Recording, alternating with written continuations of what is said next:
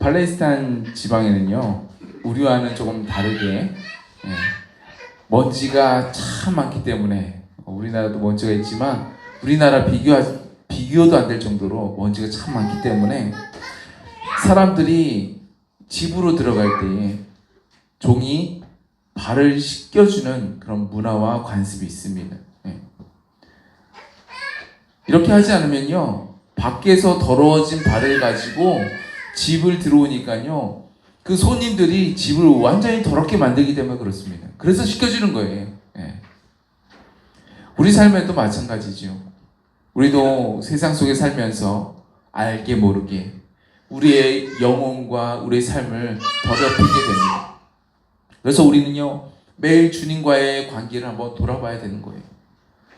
주님은 우리가 회개와 용서를 통해서 우리의 영혼이 새로운 삶으로 나아가기를 원하고 계십니다.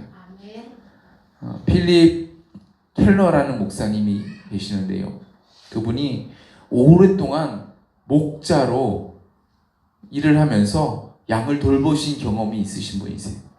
그 경험을 바탕으로 해가지고 시편 23편을 해설한 책, 양과 목자라는 책을 지으셨습니다. 저도 갖고 있는데요, 거기에는 그런 내용이 나와요. 양은 멀리서 보면 깨끗하지만 가까이서 보면 많은 오물로 인해서 더럽고 냄새가 난다고 해요. 특히 밖에 나가서 풀을 뜯고 잘 때는 또 양떼들 틈에서 같이 지내고 있죠. 같이 자죠.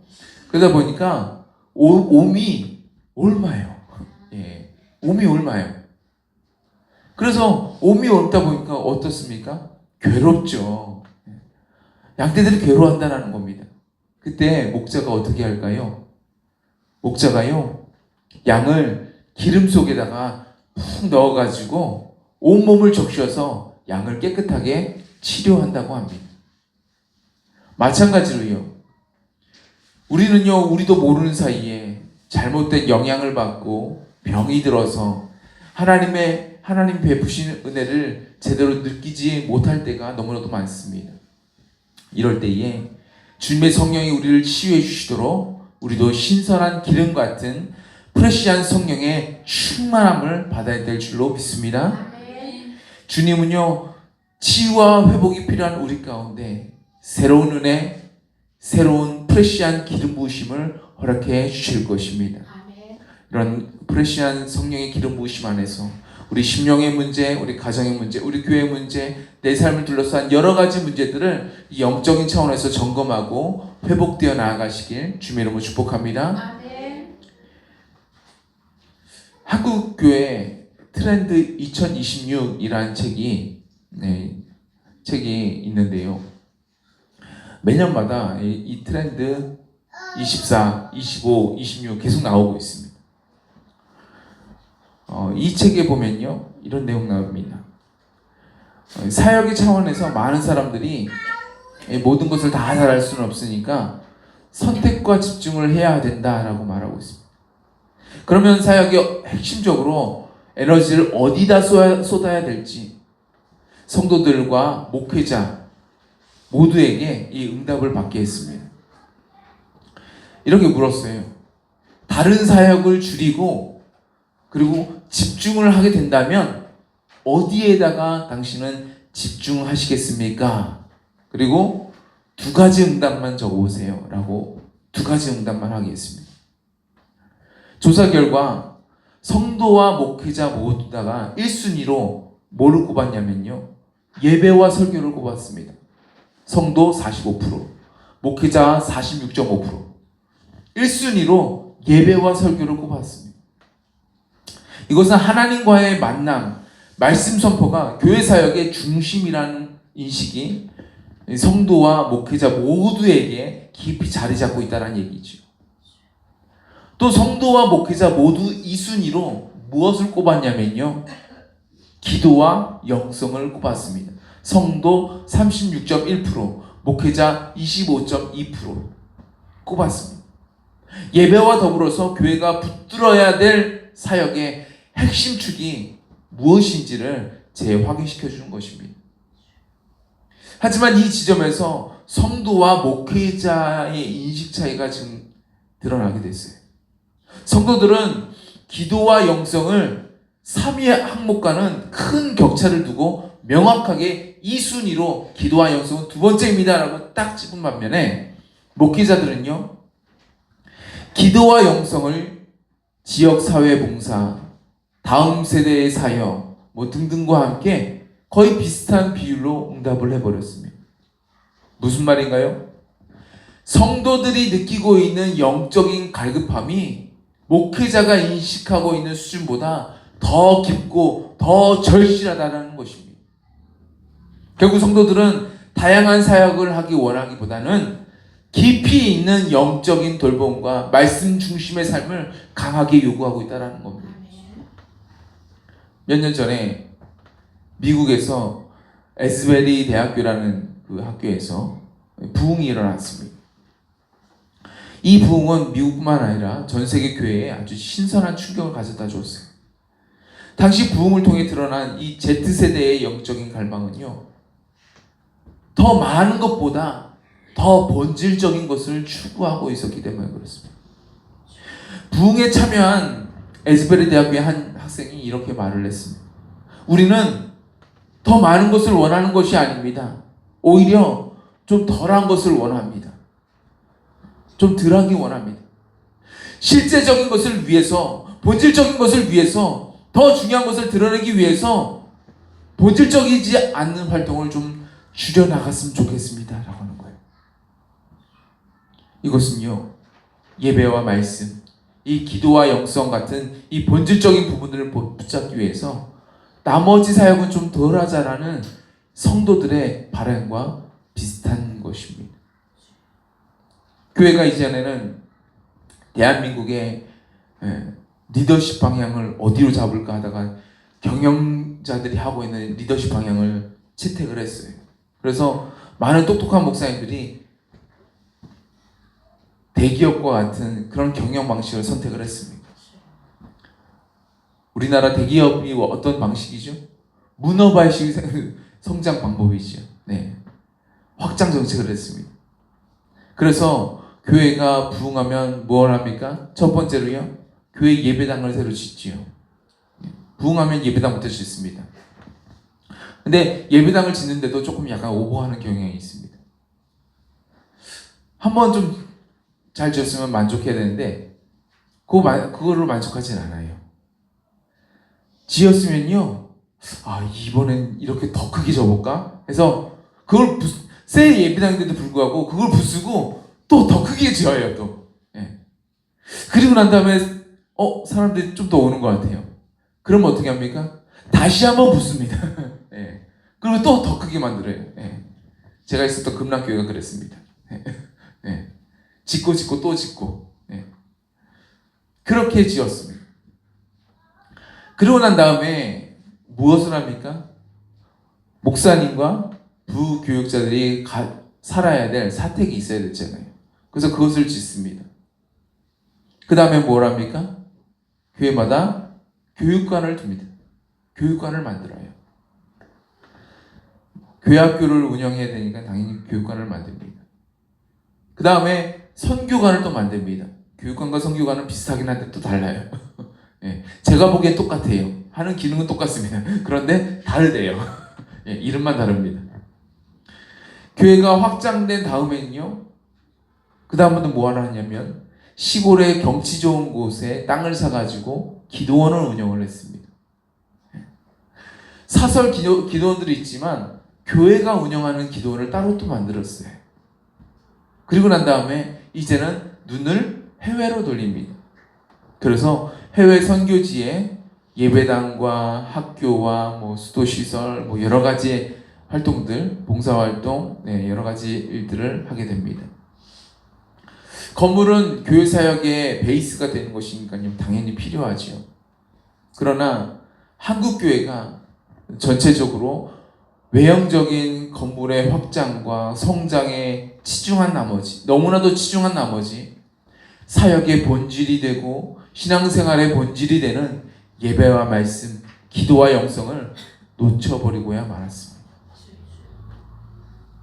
이제는요, 목회자가 설교 준비하는데 AI가 더 많은 역할을 하고요. 목회자가 이렇게 설교를 하고 교회에서 여러 가지 행태들을 하는데 교회에서 들여놓지 말아야 될 것들을 들여놓는 경우가 많이 생겼다라고 전문가들은 판단을 하고 있습니다. 이제는 우리가 본질을 되찾아야 될 때입니다.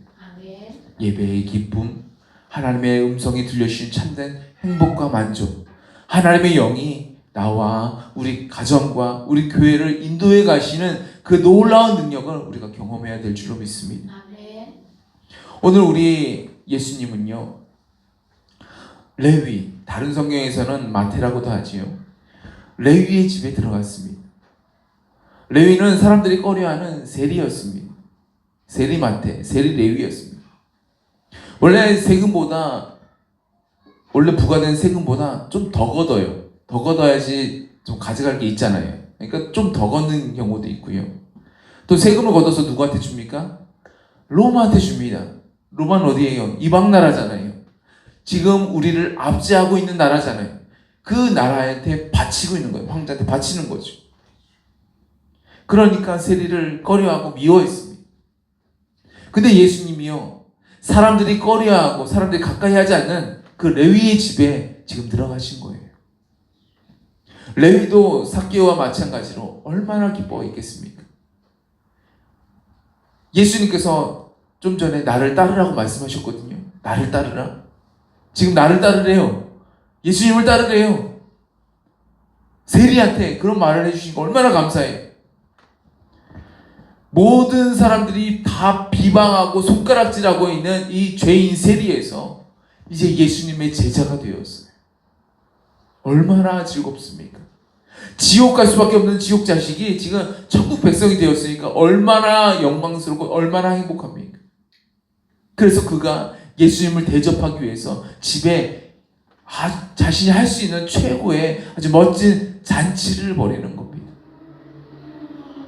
세리 레위의 집에 예수님과 그 제자들 또 여러 사람들이 함께 앉아서 막 잔치를 벌였습니다. 아주 즐겁고 행복한 잔치를 벌였습니다. 근데 그 모습을 보고 누가 싫어해요? 누가 싫어하죠? 바리새인과 서기관들이 싫어하는 겁니다. 잔치를 벌이는데 왜 싫어해요? 싫어하는 거예요. 그들은요, 복음의 역사, 죄인이 회개하고 주님 앞으로 돌아오는 거, 그런 거 몰라요. 그런 거 싫어해요. 오직 자신들은 정결하고 아주 거룩한 척하면서 다른 사람들을 비방하는 걸 좋아합니다. 그런 걸 좋아해요. 바리새인의 영을 가진 사람들이 이런 생각을 많이 합니다. 나는 깨끗하고, 나는 거룩하고, 나는 진실하고, 나는 정결하다. 그리고 다른 사람들은 죄인이다. 비방하는 겁니다. 그래서 바리새인의 영을 가진 사람은 다른 사람들을 불쌍히 여기고 긍휼히 여기고 이해하기보다 그들을 어떻게 해요? 그들을 판단합니다. 그들을 정죄합니다. 그들을 비판합니다. 그런 걸 좋아해요. 네. 이걸 너무나도 좋아합니다. 뭐 걸리기만 하면요, 뭐 목사님이든 장로님이든 누군가에 뭐 그런 것도 없어요. 네. 그냥 걸리기만 하면 가차없이 판단하고 가차없이 정죄해버립니다. 가차없이 비판합니다. 이게 바리새의 영을 가진 사람들의 특징입니다. 근데 오늘 그들이 판단하고 비판하고 정죄하는 대상이 누굽니까? 바로 예수님이십니다. 예수님을 지금 판단하고 정죄하고 비판합니다. 우리 예수님은 어떤 분이세요? 최후에 심판하실 분이십니다. 네. 이 상황을 요즘 말로 하면요, 원고가 재판정에 나와 있는 이 원고, 죄 지은 사람이 지금 판사를 판단하고 비판하는 거예요. 그들이 예수님을 향해서 뭐라고 얘기하냐면요, 요한의 제자는 자주 금식하고 기도하고 바리새인 제자들도 또한 그리하되 당신의 제자들은 먹고 마시나이다 라고 얘기한 거예요. 어떤 분은 이렇게 물어볼 것 같아요. 아, 목사님, 요한은 광야에서 지내면서 메뚜기와 석청을 먹으면서 살았으니까, 광야에서 살았으니까 당연히 그 제자들도 요한과 함께 있었으면, 제자니까 요한과 함께 있었을 거 아니에요. 요한과 함께 지냈으면 당연히 광야에 있어야 되고, 당연히 메뚜기와 석청을 먹을 수밖에 없으니 당연히 금식을 자연스럽게 할 수밖에 없었지만, 그런데 바리새인의 제자들도 금식을 하나요? 이렇게 물어보실 것 같아요.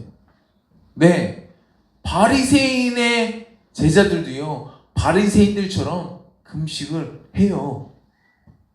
어느 정도 금식을 하냐고요? 네, 일주일에 2번 금식합니다.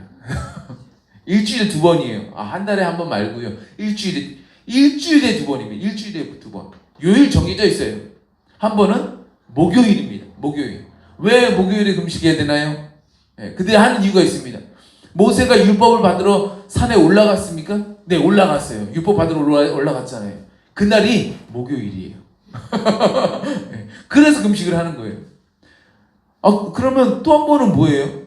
모세가 올라갔으면 모세가 계속 위에 있겠어요? 내려왔을 거 아니에요. 내려온 날이 월요일입니다. 그래서 월요일에 금식을 하는 거예요. 목요일과 월요일은 항상 금식을 하는 날이었던 겁니다. 이유는 뭐예요? 율법을 받으러 올라간 날, 율법을 받고 내려온 날. 별로 금식해야 될 것 같아 보이진 않지요. 네. 그럼 또 어떤 분이 이렇게 물어보실 것 같아요. 목사님, 그럼 성경은 원래 어떻게 금식하라고 말씀하시던가요? 원래 그러면 성경이 금식하라고 한 날은 어떤 날인가요? 네, 성경은요, 금식하라고 한 날 있어요. 원래 유대력으로 7월 10일, 무슨 날이죠? 대속죄일, 욤 키푸르라고 부르는 대속죄일에 금식하라고 했습니다. 네, 그날이 무슨 날이에요?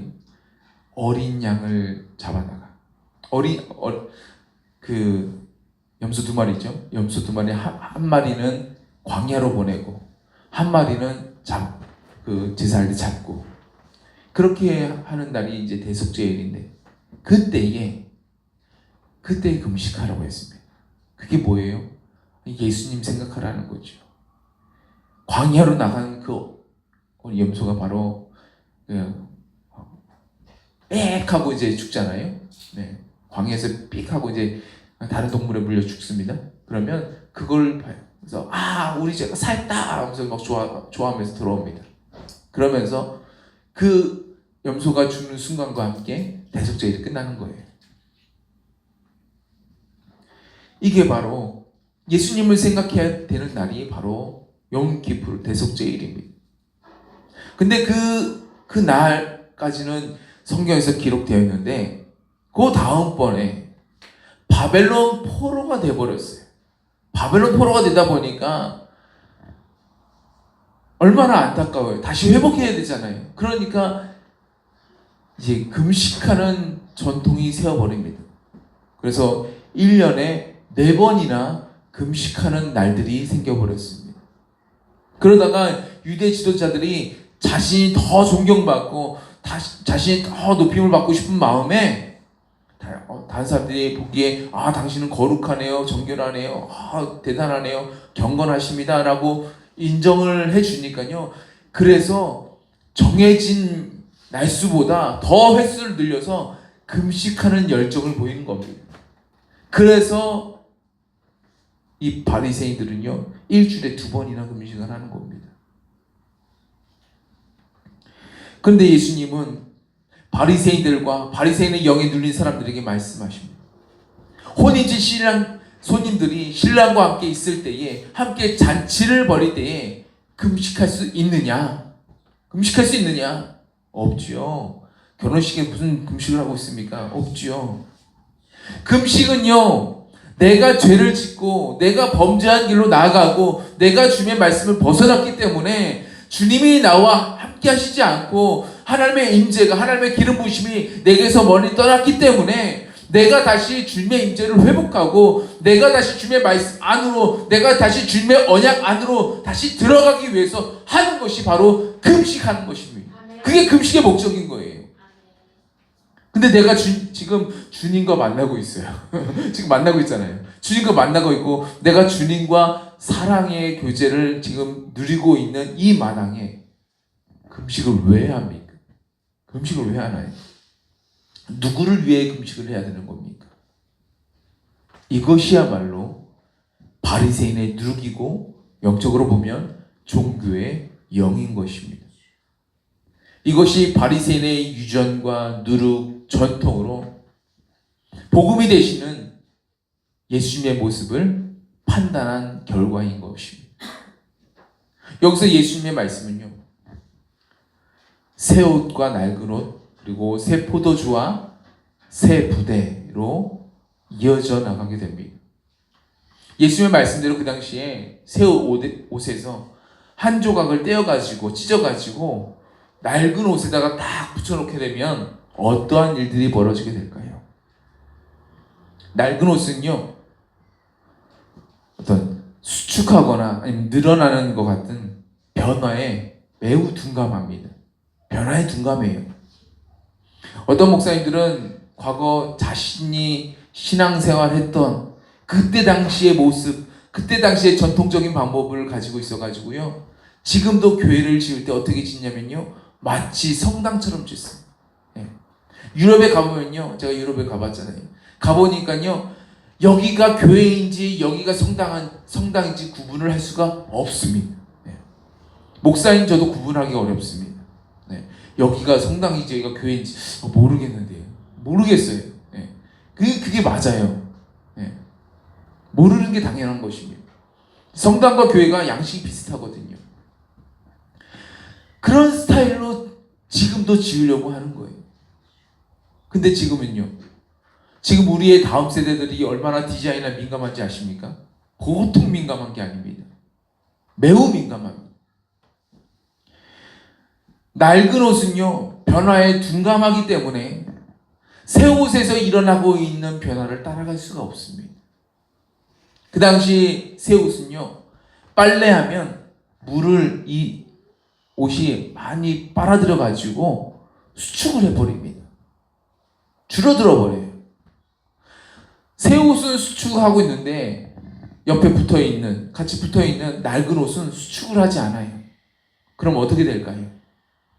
36절 말씀대로 새 옷에서 찢은 조각이 낡은 것에 어울리지 아니하리라. 이 말씀대로 되겠죠. 어울린다라는 말은요, 옛날 성경으로 합하다라는 말이었습니다. 합하지 아니하리라.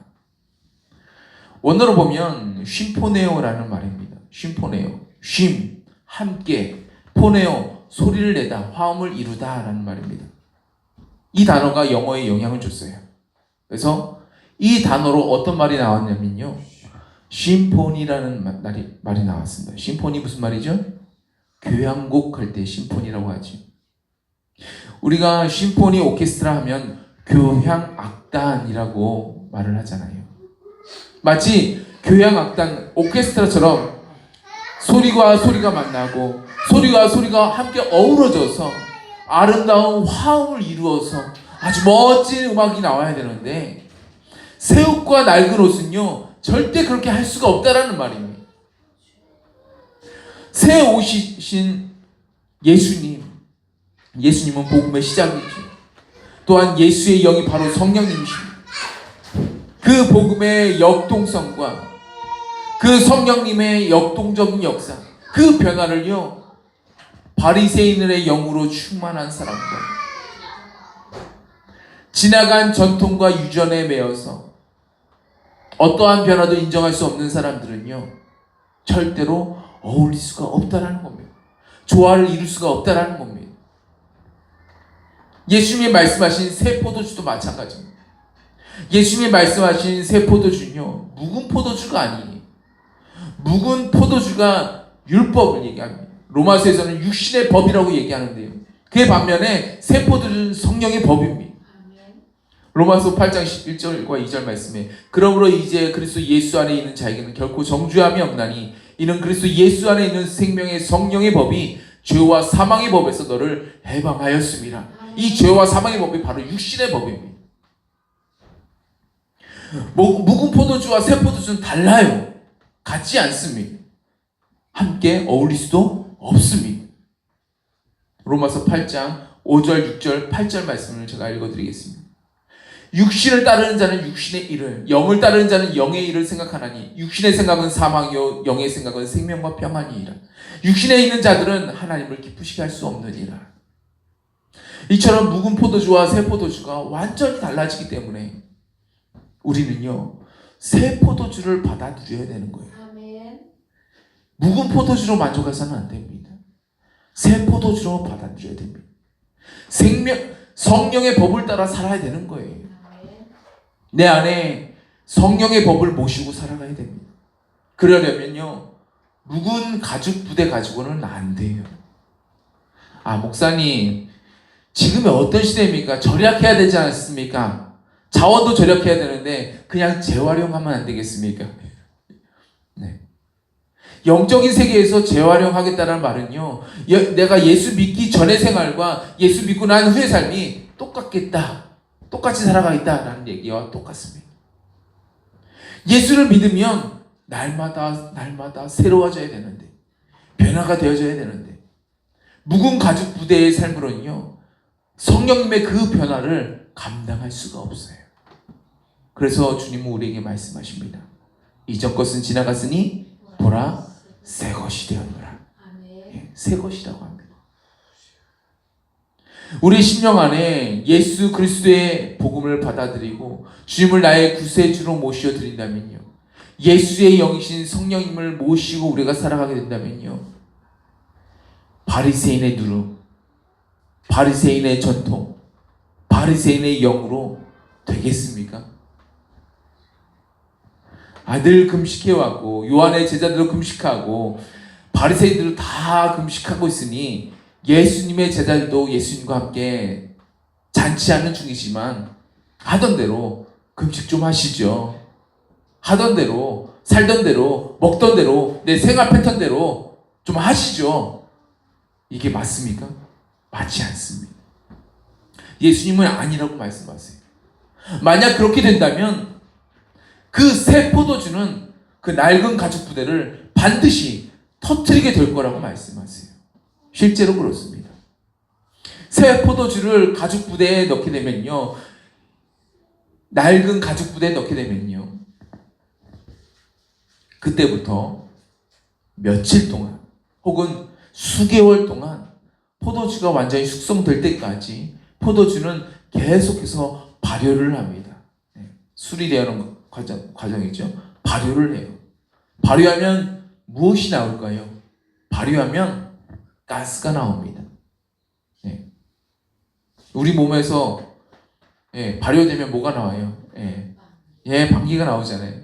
마찬가지로 포도주가 발효가 될 때 가스가 나와요. 가스. 근데 그 가스를 낡은 가죽 부대가 감당할 수가 있을까요? 감당이 안 돼요. 왜요? 낡은 가죽 부대에는 뭐가 없어요? 낡은 가죽 부대에는요 신축성이 없습니다. 신축성. 낡은 가죽 부대는 신축성이 없어요. 쉽게 말해 변화에 둔감해요. 변화를 못해요. 줄어들거나 늘어나거나 그러지 못해요. 가죽 부대에 가스가 차게 되면요 상황이 달라지잖아요. 환경이 달라졌잖아요. 지금 가스가 차니까 좀 더 늘어나야 되잖아요. 그런데 조금 늘리든지 조금 줄이든지 어떻게 변화를 줘야 되는데 낡은 가죽 부대는요 변화를 못 줍니다. 변화하기 싫어해요. 그러니까 가죽 부대가 터져지고 마는 것입니다. 우리가 수백 년부터 금식을 해왔는데 왜 이 사람들은 금식하지 않고 잔치를 지금 벌이고 있지? 이렇게 생각합니다.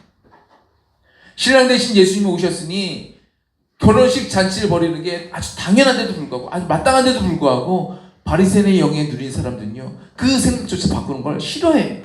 바꾸기 싫어해. 오늘 주님 우리를 향해서 물어보고 계십니다. 너희는 내가 줄 새 포도주를 담을 그 그릇이 준비가 되었는가? 너의 마음은, 너의 삶은 아주 낡아버린 가죽 부대인가? 아니면 새로운 가죽 부대인가? 우리의 마음은, 우리의 생각, 우리의 생활 방식은, 우리의 라이프는 주님의 성령에 의하여서 우리가 날마다 변화되어서 갈 수 있는가? 주님이 늘어나라 하면 늘어나고, 주님이 줄어들라 하면 줄어들고, 이렇게 변화할 수 있는가? 아니면 변화하기를 두려워하고 있는가? 주님은 로마서 8장을 통해서 말씀하십니다. 예수를 죽은 자 가운데서 살리신 이의 영이 너희 안에 거하시면, 그리스도 예수를 죽은 자 가운데서 살리신 이가 너희 안에 있는 그의 영으로 말미암아 너희 죽을 몸도 살리시리라. 성령님의 인도하심을 따라서 우리의 생각이 변하고, 우리의 말이 변하고, 우리의 행동이 변하고, 우리의 생활 방식도 변하고, 우리의 모든 것이 달라질 수 있을 때에 주님은요, 주님의 성령을 통해서, 우리 안에 있는 주님의 성령을 통해서 우리의 죽을 몸까지도 다시 살리시는 영원한 부활도 이루어 주실 것입니다. 아멘. 성령님이 주시는 내 안의 변화를 사모하시면서 나도 낡은 가죽 부대가 되는 것이 아니라 이전 것은 지나갔으니 보라 새 것이 되어노라 말씀하셨으니, 주님, 나도 이젠 새로운 가죽 부대가 되겠습니다. 이제는 변화를 두려워하지 않겠습니다. 주님께서, 성령께서 내 안에서 어떤 변화를 이루시든 간에 나는 주님을 따라갈 것입니다. 나는 주님의 말씀에 순종할 것입니다. 주님이 오른쪽이면 나도 오른쪽이고, 주님이 왼쪽이면 나도 왼쪽으로 나아가겠습니다. 그래서 주님이 내 안에서 놀라운 일들을 행하시는 그 복된 삶이 되시는 저와 여러분 모두가 되시길 주님의 이름으로 축복합니다.